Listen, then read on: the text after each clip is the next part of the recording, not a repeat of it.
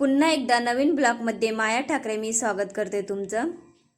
इथं मी उडदाची डाळ 5 तास मस्त भिजत घातली होती, मस्त भिजून झाले। आता आपण मेंदवड्याची रेसिपी पाहणार आहोत। तुम्ही थंबनेलला पाहिलंच असेल। त्याच्यातलं जेवढं काही पाणी होतं तेवढं मी काढून टाकले। आता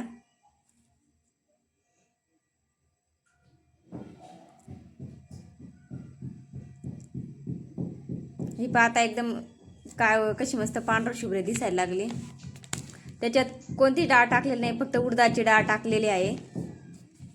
आता आपण थोडी थोडी करून आणि मिक्सर मध्ये फिरून घेणार आहोत।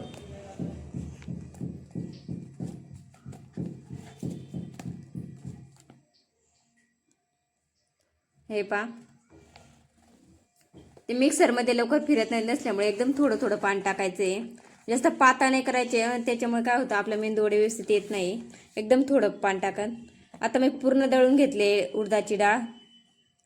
इथे मिरचीचा ठेचा आणि लसूण आणि मिरची एकत्र केलेला ठेचा होता, मी ते थोडं टाकले। आणि आता थोडा त्याच्यात मीठ टाकणार आहोत आपण चवीनुसार।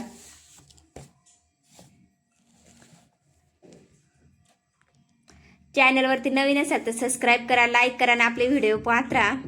आता आपला मीठ टाकून झाला आहे आणि आता पूर्ण आपण मिक्स करणार आहोत। त्याच्यात कोथिंबीर जर असेल ना तर बारीक कोथिंबीर पण चिरून टाकावी आणि पूर्ण मिक्स करून घ्यायचं, एकजीव करून घ्यायचं। जसं आपण इडलीला चटणी बनवतो त्याचप्रमाणे चटणी बनवून ठेवायची। मी चटणी बनवून ठेवलेली आहे अगोदरच। इथं कढई घेते,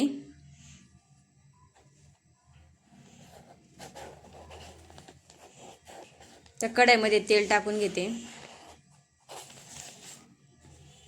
हे लक्षात ठेवायचं का आपल्या ते उडीदचं डाळीचं आहे ना, ते काय जास्त पातळ व्हायला नाही पाहिजे। एकदम थोडं थोडं पाणी टाकून मिक्स करायचंय। हे पाय बेटर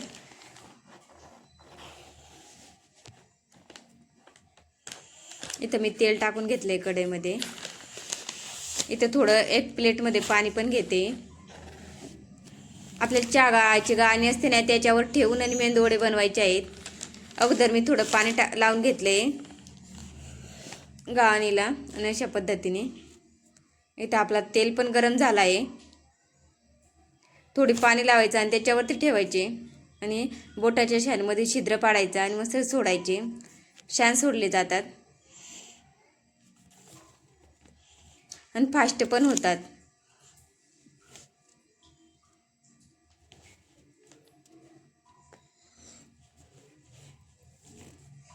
हे अशा पद्धतीने मी एकदम फास्ट करून घेते आणि खायला पण खूप चविष्ट असतात।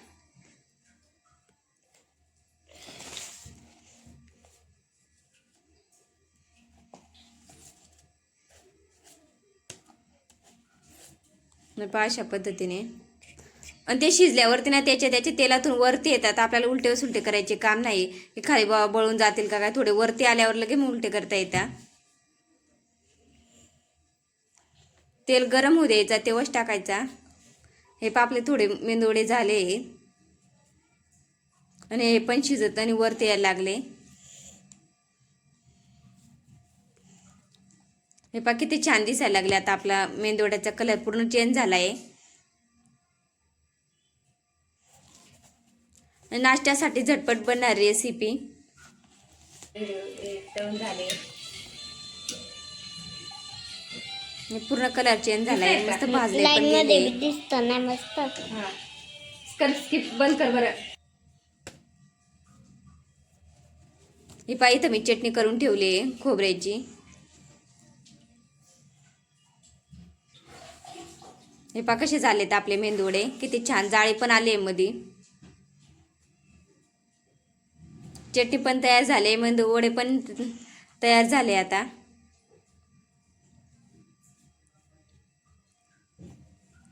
हे पा कसा झाला सगळे मिळून आणि खातोय मेंदूवडा।